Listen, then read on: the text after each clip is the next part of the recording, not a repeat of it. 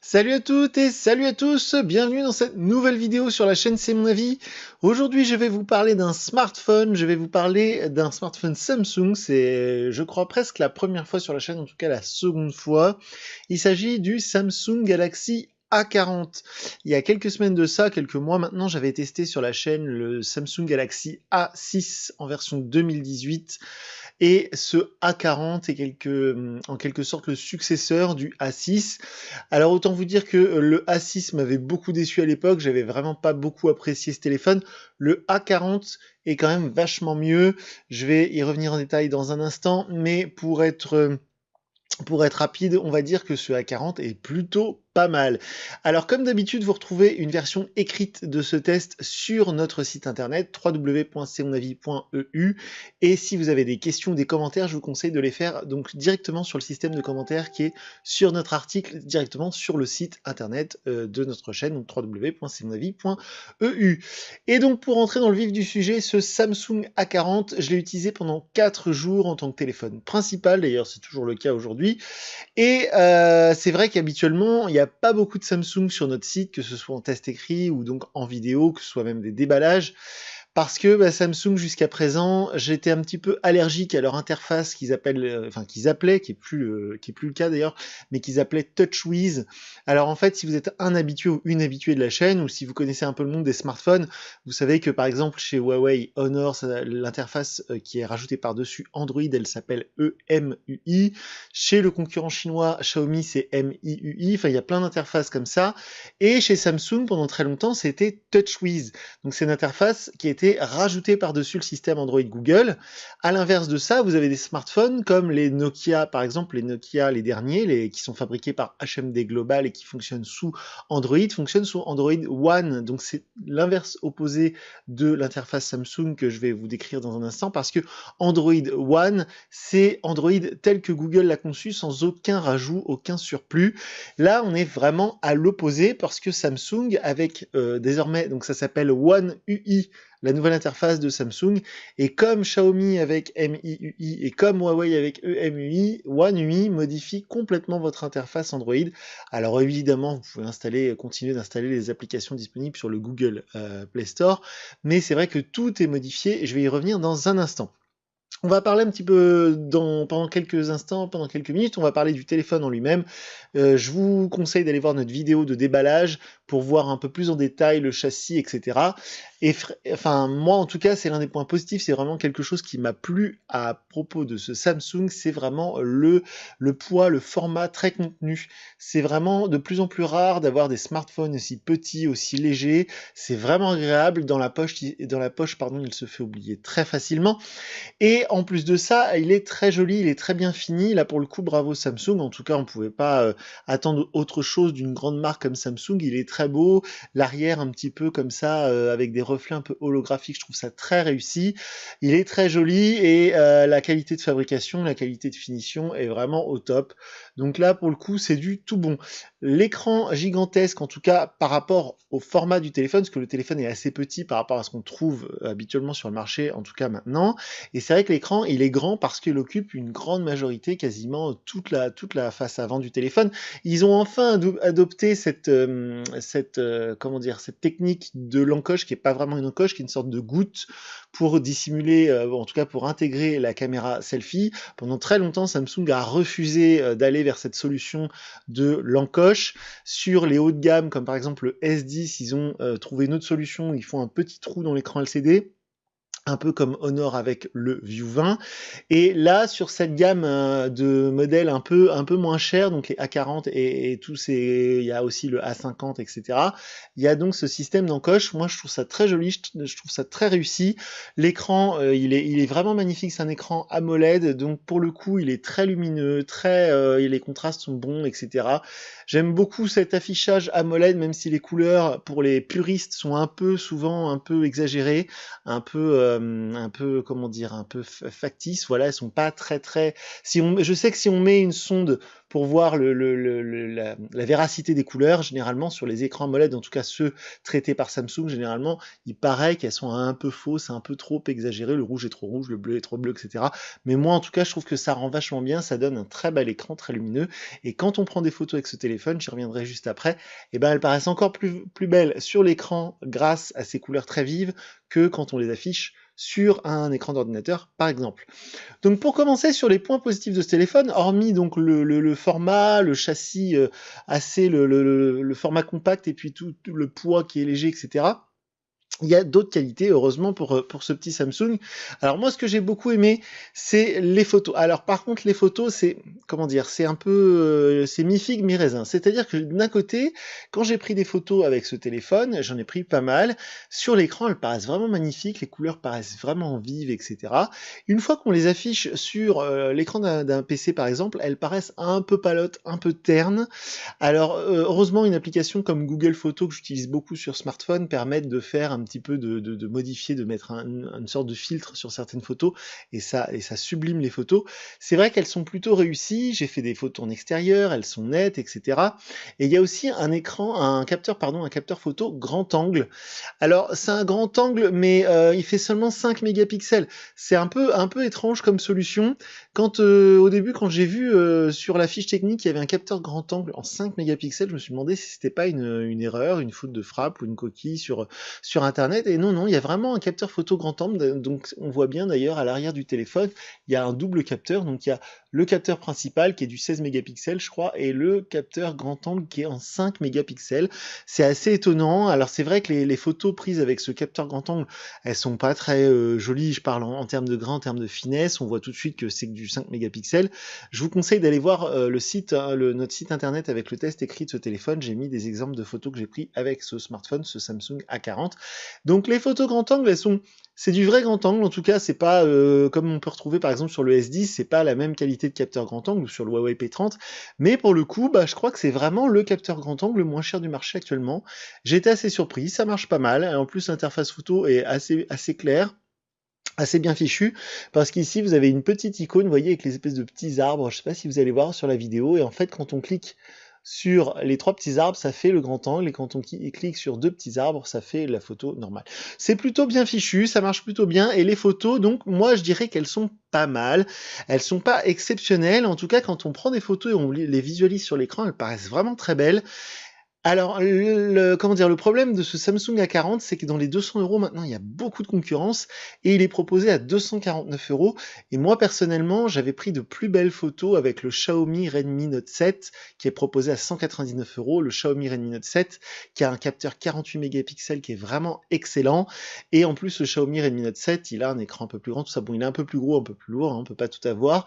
Mais niveau photo, je sais pas si je préférerais pas quand même le Xiaomi. Malgré tout, ce petit Samsung A40 fait de plutôt jolies photos. Donc faites-vous votre propre avis, allez voir sur notre site et vous pourrez voir des exemples de photos que j'ai pris avec ce smartphone pendant mon test. Alors mis à part ce format assez contenu, l'écran AMOLED que j'aime beaucoup, les photos que moi j'ai trouvé plutôt réussies, même si effectivement on peut trouver mieux. Un truc qui est cool aussi, c'est qu'il y a la charge rapide sur ce Samsung A40. Avec le chargeur qui est fourni dans la boîte, j'ai obtenu à peu près 1% par minute, ce qui est vraiment très correct.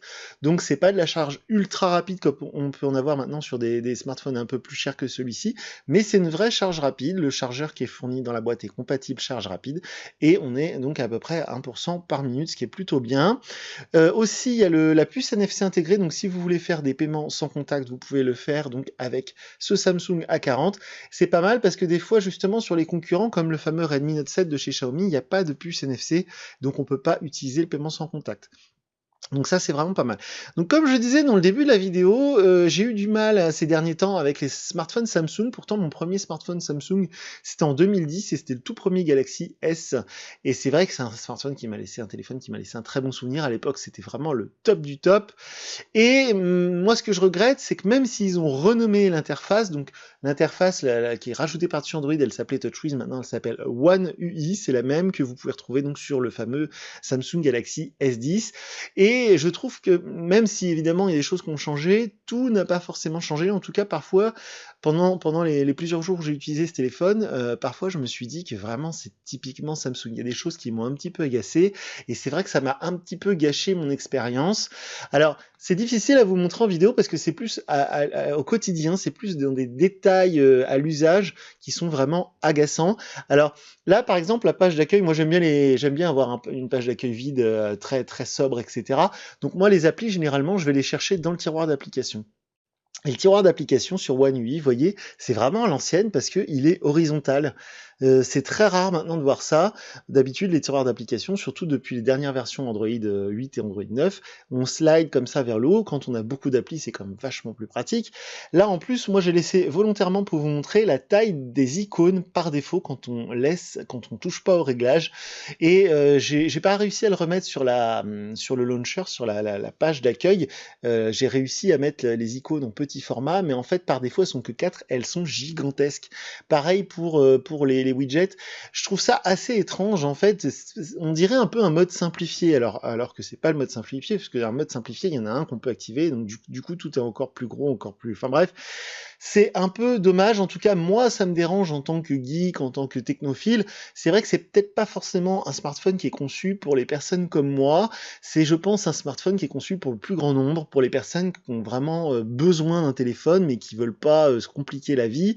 Alors, c'est vrai que moi, du coup, ça m'a gâché un peu mon truc.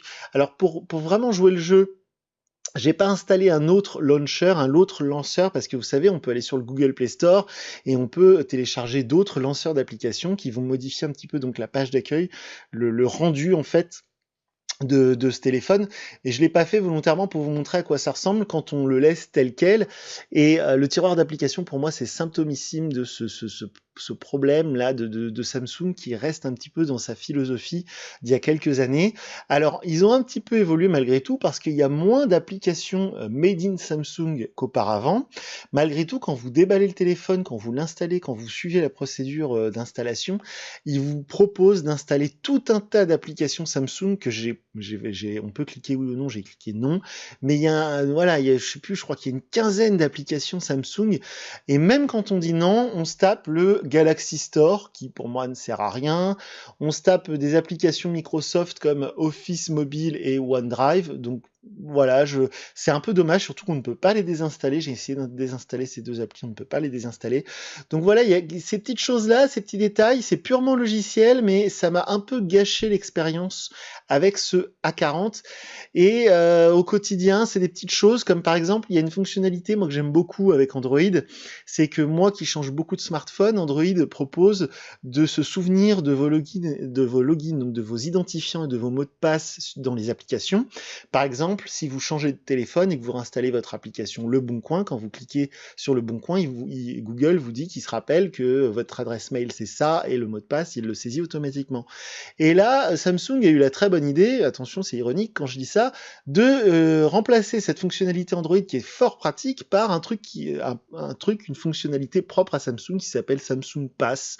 Donc du coup c'est un peu idiot parce que ça vient en doublon, et puis pour quelqu'un comme moi qui a enregistré tous ses logins et tous ses mots de passe dans le truc Google, on est obligé de le refaire après à la main avec Samsung Pass, c'est vraiment pénible. De la même manière, Samsung insiste à ce qu'on s'identifie, à ce qu'on s'enregistre avec un compte Samsung, en plus de s'identifier avec son compte Google. Alors ça, vous allez me dire, c'est un peu le cas partout maintenant, chez Huawei et tous les autres, on est obligé de créer, ou en tout cas, on nous relance fortement, on insiste fortement dans tous les menus pour qu'on s'identifie sur un compte Huawei, un compte Samsung, un compte Xiaomi et que sais-je encore. C'est un peu dommage, ça m'a un petit peu gêné. Alors c'est vrai que tous ces petits défauts, moi, que j'ai trouvé, parce qu'au final, je vais vous dire un truc, c'est que je m'attendais à être déçu. Voilà, parce que Samsung, le dernier gros Samsung vraiment sympa que j'ai testé, c'est il y a maintenant plus de 2 ans, c'était le Note 8, qui était un très joli smartphone, qui faisait des photos vraiment superbes. Et à l'époque, il n'y avait pas encore beaucoup de téléphones borderless, et le Note 8 était presque borderless, donc il m'avait laissé une bonne impression. Mais je me rappelle justement avoir été un petit peu frustré par l'interface, donc qui s'appelait encore TouchWiz à l'époque. Maintenant, donc plusieurs années après, et en ayant testé testé depuis le Samsung Galaxy A6 en version 2018 qui était pour moi une catastrophe. Le A40 2019, je me suis dit je vais le tester parce qu'il y a cette nouvelle interface One UI et puis parce que j'aime beaucoup ce design là avec l'écran, avec la fameuse petite goutte en coche. Donc je m'étais préparé à être déçu. Au final, je suis pas déçu. J'ai apprécié ce téléphone. Il est plutôt sympa. Si vous vous renseignez, si vous visualisez cette vidéo, c'est que je pense que vous vous renseignez sur ce téléphone, sur le Samsung Galaxy A40.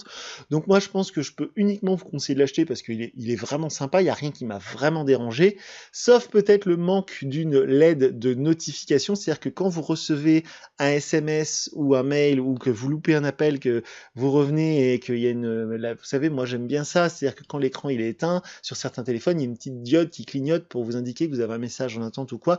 Là, c'est pas le cas. Il n'y a pas de LED de notification. C'est un petit peu dérangeant, mais c'est pas un truc rédhibitoire. De la même manière, dans les petites choses qui m'ont un petit peu dérangé, c'est que je sais pas si vous allez voir, mais moi j'aime beaucoup. Alors, il y a un truc qui est vraiment cool, c'est l'espèce de petite animation, vous voyez, autour de la caméra selfie. Il y a une espèce de petit rond blanc qui se dessine autour de la caméra selfie. Je trouve ça vraiment sympa. Ça en fait, ça signifie, ça indique que le téléphone essaie de reconnaître mon visage parce qu'il y a la reconnaissance faciale sur ce Samsung. Mais le problème, c'est qu'elle marche pas à tous les coups. Il faut être bien en face.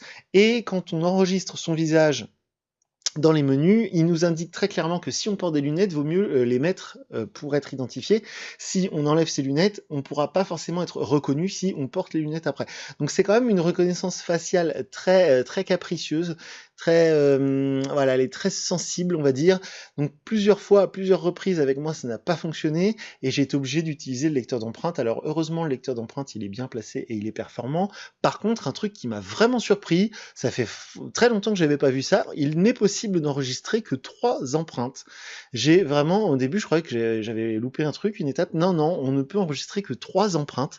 C'est vraiment très surprenant. Sur tous les smartphones que je teste habituellement, on peut en enregistrer. Habituellement, j'en enregistre 4, mais je pense qu'il est possible d'en enregistrer plus que ça, peut-être même jusqu'à 10 pour enregistrer tous les doigts. Et une chose est sûre, c'est que là, on ne peut en enregistrer que 3. C'est vraiment bizarre. C'est plein de petites choses comme ça qui m'ont fait dire que ce Samsung, moi, il pourrait pas devenir mon smartphone principal parce qu'il y a trop de petits détails comme ça qui m'ont gêné au quotidien, des petites choses assez surprenantes. Alors dans la liste des trucs un peu bizarres qui m'ont surpris avec ce A40, quand on le laisse tel qu'il est livré, quand on l'allume et qu'on paramètre son compte et tout, qu'on commence à s'en servir sans aller bidouiller, on se retrouve avec un clavier made in Samsung, j'ai envie de dire, que j'ai remplacé moi par le clavier Google Gboard, parce que le clavier Samsung, j'ai mis une impression d'écran sur mon test en ligne sur notre site, je vous conseille d'aller voir, mais le clavier Samsung, il prend la moitié de l'écran dans sa hauteur. Le clavier virtuel Samsung, quand vous saisissez du texte, vous voyez là, sur un clavier Google, ça arrive quoi à 1/3 grand maximum. Le clavier Samsung, sans vous mentir, il arrive vraiment à la moitié de l'écran. J'ai vraiment halluciné quand j'ai vu ça. J'avais jamais vu ça avant. C'est des petites choses comme ça. Alors c'est pas très grave parce que le clavier on peut le changer. Donc c'est pas, comme je dis souvent, c'est pas rédhibitoire. Mais c'est vrai que moi ça m'a surpris. Je me suis dit mais qu'est-ce que c'est que ce truc? Et alors de la même manière, un truc qui est assez étrange. C'est pareil, c'est pas très grave, c'est de l'ordre du détail, mais ça m'a un petit peu dérangé. C'est que sur cette interface One UI, comme on le fait maintenant depuis plusieurs générations sur les Samsung haut de gamme, puisque moi j'avais découvert ce système sur le Galaxy Note 8 à l'époque, c'est que maintenant on peut naviguer avec les gestes. C'est-à-dire que quand vous êtes dans une application, je vais essayer de vous montrer, hop, j'ouvre l'application Google, quand on veut retourner à la page d'accueil, on glisse, hop, vers le haut comme ça, et on retourne à la page d'accueil. Alors qu'avant, vous savez, il y avait des boutons en bas de l'écran, des boutons virtuels pour retour à l'accueil, retour en arrière, et puis le multitâche. Maintenant, c'est des gestes, donc si on veut faire le multitâche, on glisse de ce côté-là, d'ailleurs je vais fermer les applis, et puis si on veut retourner à la page précédente, on slide du côté droit. Mais alors ça marche bien, c'est pas ça le souci. Mais moi, ce que je n'arrive pas à comprendre, c'est que cette navigation par les gestes, pour moi, elle est conçue pour gagner de la place sur l'écran. Et en fait, ce qui est assez surprenant, c'est que si vous voyez en bas de l'écran ici, vous avez 3 petits traits. traits qui indiquent les endroits où il faut faire les fameux gestes, les fameux slides vers le haut. Donc moi, ce qui me paraît assez bizarre, c'est que on peut pas enlever ces petits traits en bas. Alors vous allez me dire, c'est pas très grave, c'est quoi? C'est quelques millimètres, mais je trouve ça un peu idiot d'avoir proposé la navigation par geste et de ne pas pouvoir enlever ces petits traits en bas. Je trouve ça incompréhensible. Voilà, j'ai du mal à comprendre la logique.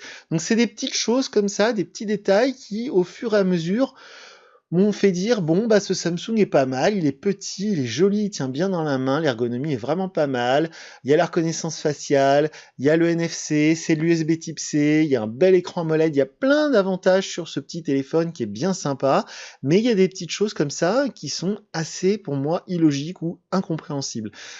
Ensuite, au niveau des petits trucs qu'on peut lui reprocher, et qui pour le coup, c'est pas juste moi, c'est vraiment un fait, c'est que le haut-parleur, si vous regardez une vidéo sur YouTube, ou si vous jouez à un jeu, ou si vous écoutez par exemple de la musique en mode haut-parleur, ou si vous vous appelez en mode haut-parleur, si vous téléphonez en mode haut-parleur, vous avez un seul et unique haut-parleur qui se trouve en bas du téléphone, derrière ces petites grilles, vous n'avez pas de haut-parleur en haut. Bon, ça vous allez me dire, dans cette tranche de prix, c'est souvent le cas, c'est très rare d'avoir du stéréo sur des smartphones entrée de gamme comme ça, mais le problème c'est que le haut-parleur est pas très puissant.